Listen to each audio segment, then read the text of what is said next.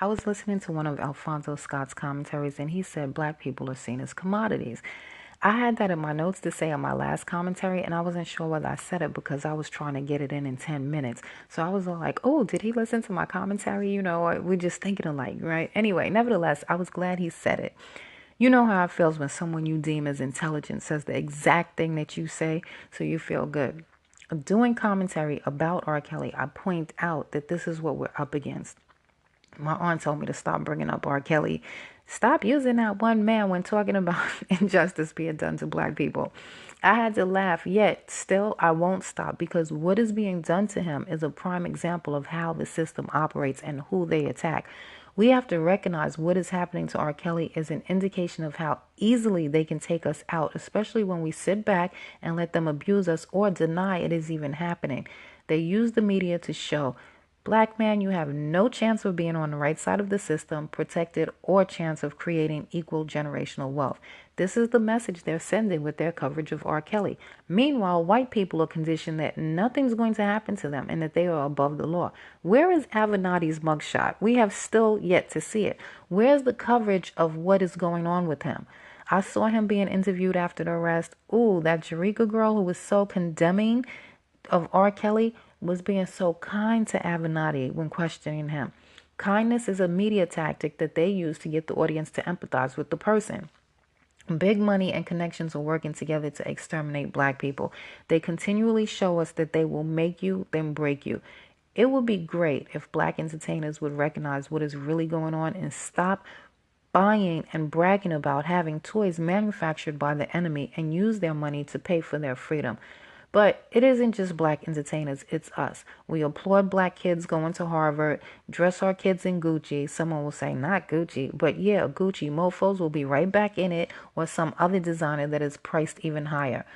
I'm a fashion girl. I love clothes. Still, I will say, if I knew that I was helping give the system more ammunition to wipe me out, I would have never spent what I spent for floss. Black people are confused about what they can afford.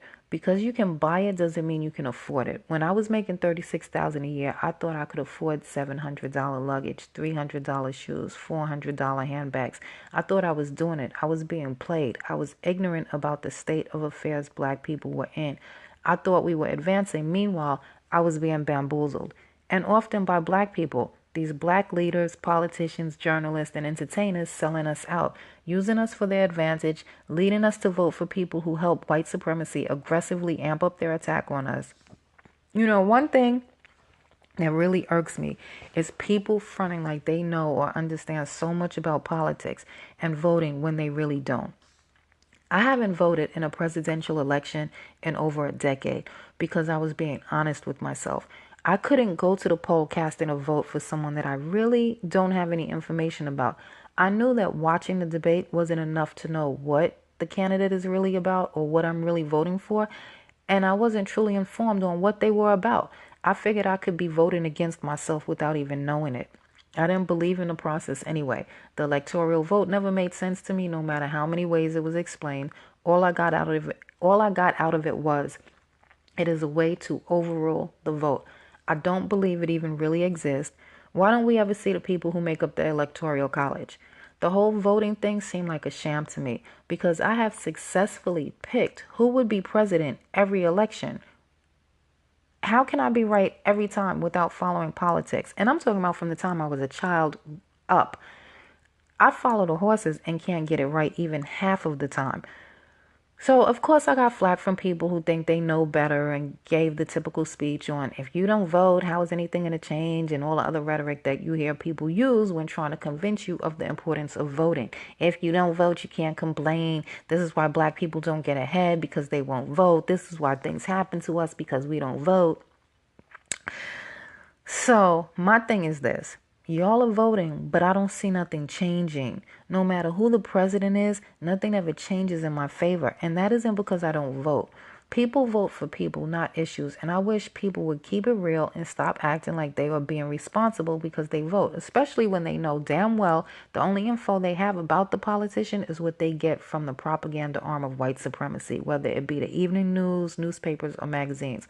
For many people, voting gives them the false feeling of taking action while they sit back and expect somebody else to stop the industrial food companies from putting poisons in the food. They expect somebody else to do something about global warming. They expect somebody else to put an end to racism.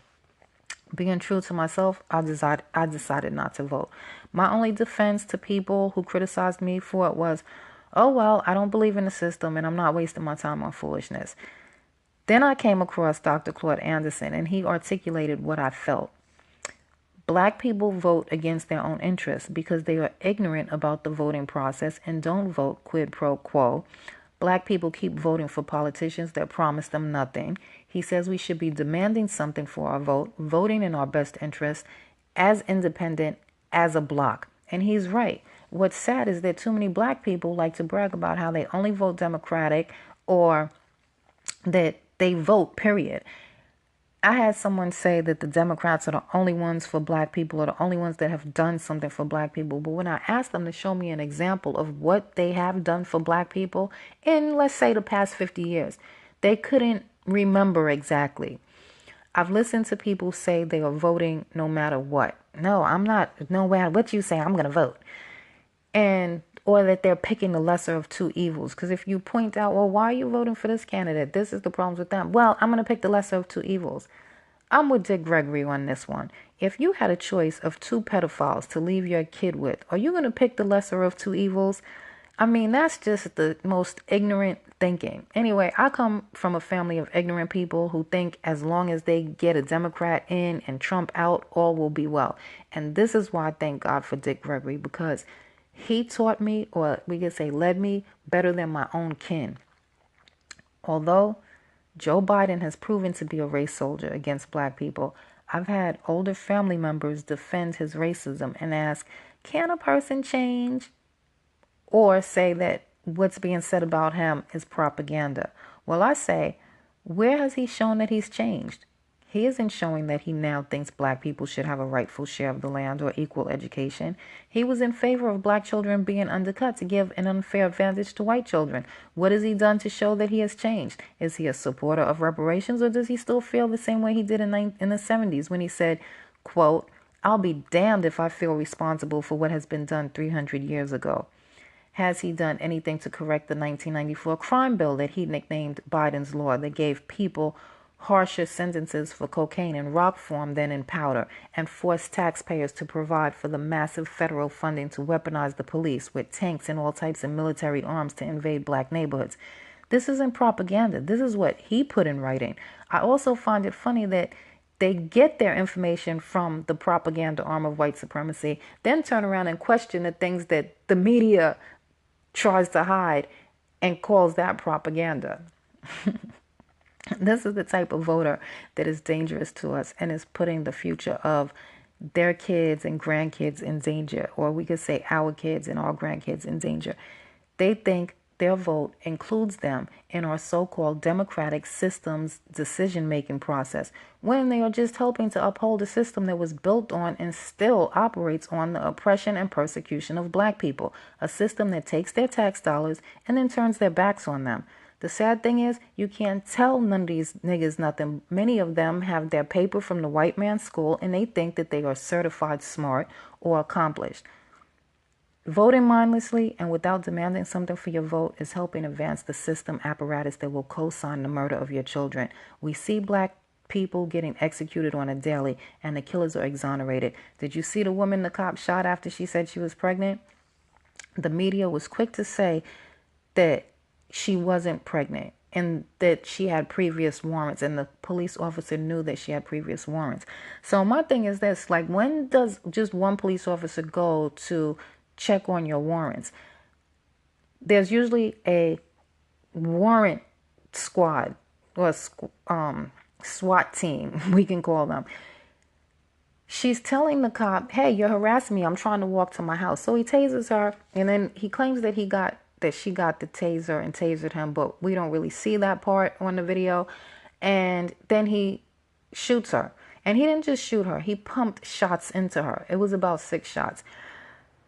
Now he's home chilling with paid leave. He's protected by the lieutenant because the lieutenant is withholding his name. The courts don't uphold our rights as U.S. citizens. Like my boy said, white cops shoot black, it's not a crime. Black cop shoots white, it's always a crime. The playing field isn't level, and voting for people that when they aren't ignoring you, they're oppressing you, won't make it leveled. It's stupid. We have to stop acting like scared birds with their head in the sand and recognize what is going on. Act as the warriors that we were born to be. First, start building yourself by moving away from the dysfunction that's encouraged and inflated by the system. And know that community is life, and we must build one or we'll be destroyed. Take it in and win. Thanks for listening.